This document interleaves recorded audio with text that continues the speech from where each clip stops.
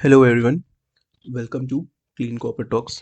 In this video, we will see biomedical waste management rules in India.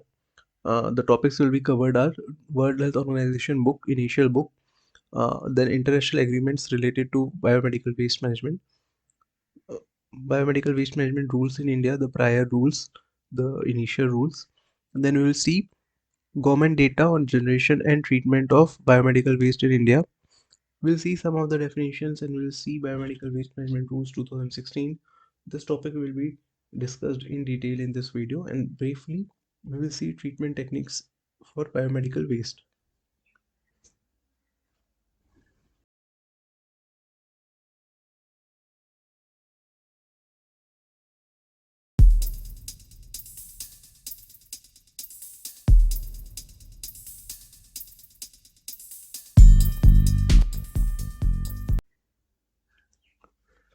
So the World Health Organization had published a book in 1999 called Blue Book. Blue Book majorly deals with the tumor treatment and diagnosis, but it also talks about biomedical waste management, and its updated version was published in 2014. These were the initial books from World Health Organization. Then the important international agreements on biomedical waste management includes Basel Convention on Hazardous Waste. Hazardous waste are something have uh, which can affect human and animal health, as well as it can be detrimental to environment. So hazardous Basel Convention basically talks about the control of transboundary transportation of hazardous waste through water waste, solid waste, or air, and its prevention, control, storage, transportation techniques. Basically, each country should take a permission from their respective country to which they are sending the hazardous waste before sending such waste. Then Stockholm Convention on Persistent Organic Pollutants was signed in 2004. Persistent organic pollutants are such pollutants which are very persistent, which are recalcitrant, they are difficult to be degraded. Persistent organic pollutants are something which are very chemically stable, and they are lipophile. That means they have a strong affinity towards fatty acids. Thus, they get deposited in fatty acids in livers and have detrimental effect to human as well as animals. And they also have detrimental effects in environment. So, Stockholm Convention on Persistent Organic Pollutants was signed in 2004 to control their production, transportation, segregation, treatment facilities. Then Minamata Convention on Mercury was signed in 2017 in Japan. Minamata Convention focuses on mercury, its production, its distribution, its emission, controlling these things, and it lays the rules or guidelines on like the quantity of emission, waste, discharge which could be released from mercury mining sites. It also talks about phasing out of mercury using instruments such as thermometers. Some mercury should be avoided. So these were three international agreements on biomedical waste management.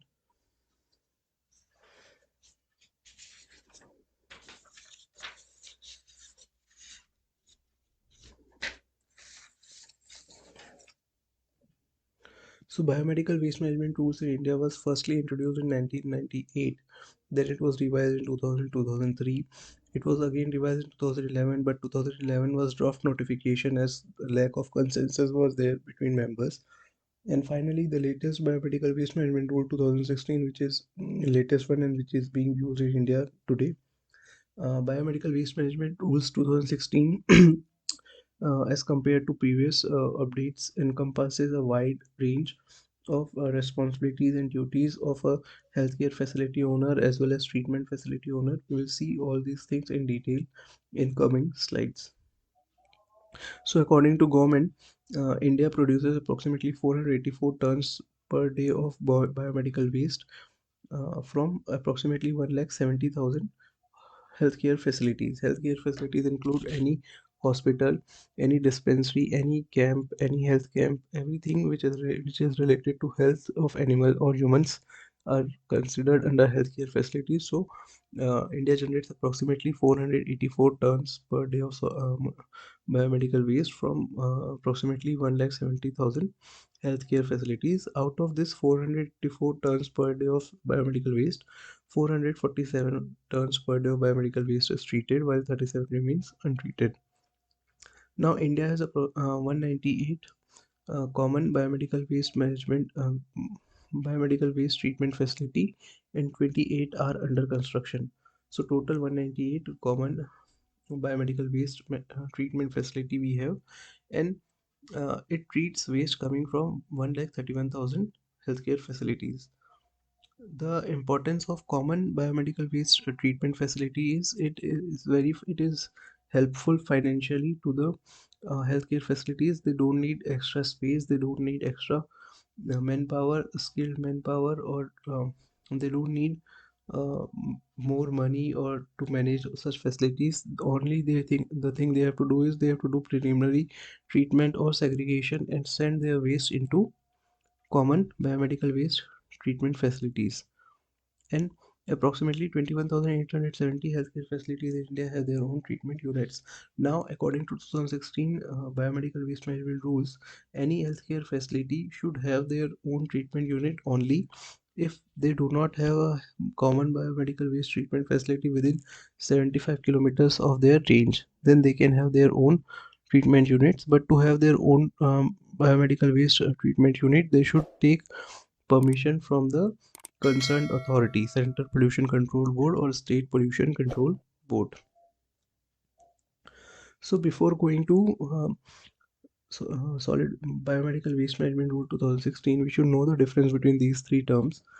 These terms have been used widely, very commonly in the biomedical waste management rule 2016. So we should know this. Sterilization means killing of all types of microbes. This can be done at high temperature and pressure. Killing of all types of microbes. And and disinfection means killing of only those pathogens. Pathogens are those microbes which causes disease to humans or animals. So disinfection involves killing of only pathogens. For disinfectant, chlorine is widely used as a disinfectant in water supplies. So, and autoclaving is a technique for sterilization. Autoclave in any chemical or biological laboratories, you will definitely see autoclaves. Autoclaves are used to sterilize the media glasswares used in biological experiments. So autoclave, what it does, it treats those glasswares or media at high temperature and pressure so that all the microbes present die dies at such high temperature and pressure. So biomedical waste rules 2016 have 4 schedules, 5 forms, and 18 rules. We will see all these things directly from the rules.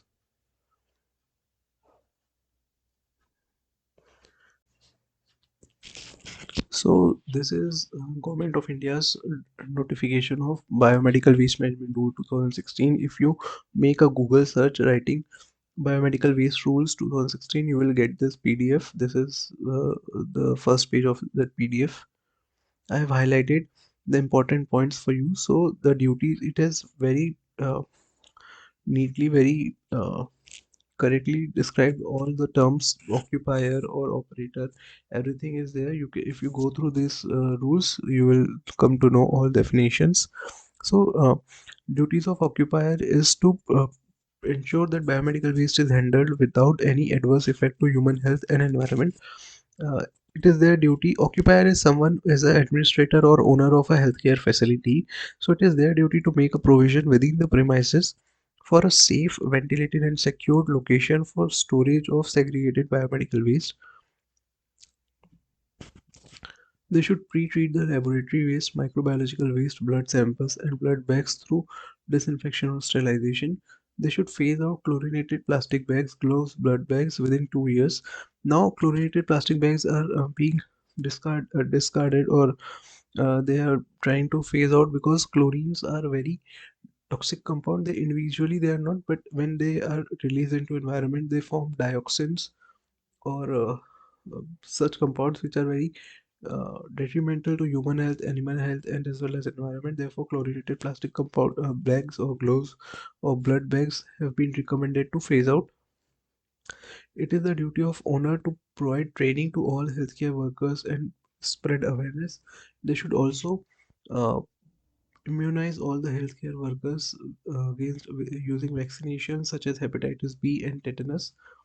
It is also recommended to have a barcode system of bags so that if after some time when the bag is sent to common biological treatment waste facility, and if they want to track back from where this particular waste has come, then it gets easily, and also it helps in maintaining records. So barcode system of bags and containers have been recommended. There are many rules, but I have just highlighting the important ones. You can go through the maintain and update on day-to-day basis the biomedical waste management register. Report major accidents including accidents caused by fire hazard, blast during handling of biomedical waste. Now the duties of operator of common biomedical waste treatment facility is to treat, collect, and dispose all the waste without any adverse effect to human health and environment. They should timely collect the biomedical waste from all the healthcare facilities, and they should also do barcoding and global positioning of the system for handling biomedical waste within 1 year. As I discussed briefly previously, that barcoding and global positioning helps in back tracking. If after some time, if you want to check from where this particular thing has come, it gets very easy. But uh, establishing barcoding and global positioning system is time taking, and it requires a lot of fund, a lot of capital. Therefore this thing will take time. Now there are many more rules. You should go through this document once. I am taking you directly to the classification which has been widely discussed in various videos in YouTube, but I'll just briefly tell you different color codings as stipulated by the government on Biomedical Waste Management Rule 2016. So yellow color of bags should be used for all human anatomical waste, animal anatomical waste, soiled waste, expired or discarded medicines, chemical waste, chemical liquid discards, microbiology, biotechnology, and other clinical laboratory waste. Red should be used for all contaminated and recyclable plastics such as tubings, bottles, intravenous tubes, and catheters, urine bag, etc. White color should be used for sharp materials such as needles, blades, syringes, and this white color bag should also be puncture proof, leak proof, tamper proof, because sharp materials will be collecting in them. And blue is for all the materials related to glass.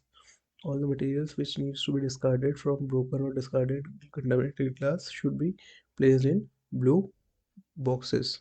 Okay, so this is the classification as stipulated by the government for color coding system. It also talks about the standards of incinerators, how the incinerator should work, and emission standards from common medical waste treatment facilities is also mentioned, that what should be the particulate matter, how much nitrogen compounds, HCl, dioxins, furans, mercury should be emitted.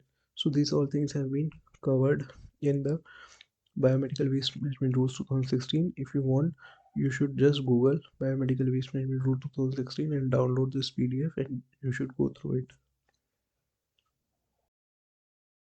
So coming to treatment of biomedical waste, incineration, plasma pyrolysis, and dry heat sterilization. There are many more techniques you can find from the biomedical waste management rules, but I am talking just briefly upon these three. Incineration is basically burning of biomedical waste at high temperature. Incineration was very widely used in the initial days of when biomedical waste management rules was introduced in 1990s, late 1990s. However, soon it was realized that the byproducts coming from incineration are toxic, and they are detrimental to human health, environment. Therefore incineration is not very much suggested these days. uh, what happens is incineration kills the pathogens and destroys the material in which microbes will reside, but it also produces byproducts such as product of incomplete combustion and dioxins. The metals which are incinerated does not get destroyed, but they get dispersed into environment. and dioxins and product of incomplete combustions. There are approximately 75 chemicals which coexist with another group of toxins called furans. Therefore, incineration is not recommended these days. In fact, there are countries which now have banned incineration. So the alternative is plasma pyrolysis. Plasma pyrolysis uses high temperatures of the range 3000 to 10,000 degrees Celsius. At such high temperature, nothing exists, and all the materials uh, gets converted into a gas, syngas, which is a form which is in the form of ions. So these gas have high temperature, which can be used as heat energy, but it cannot be used as electric energy. So plasma pyrolysis is widely used, but the uh, drawback of plasma pyrolysis is high uh, capital requirement, skilled manforce, and uh, huge heat uh, or energy requirement for maintaining plasma pyrolysis.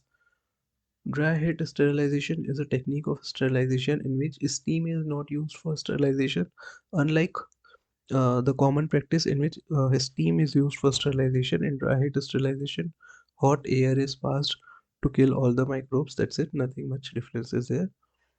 So this is about dry heat. So these three are the treatment techniques for biomedical waste. If you want to know more, you can read the documents, or you can go through the Biomedical Waste Management Rules 2016. These are the references. This is a very good journal I came across, which comprehensively tells about the comparison of present biomedical waste management rules compared to the previous biomedical waste management rules, as well as the advantages, challenges, drawbacks of the present biomedical waste management rules. So if you don't have time, I will strongly recommend that you should go through this journal. And Biomedical Waste Management Rules 2016 is the uh, government of India's document.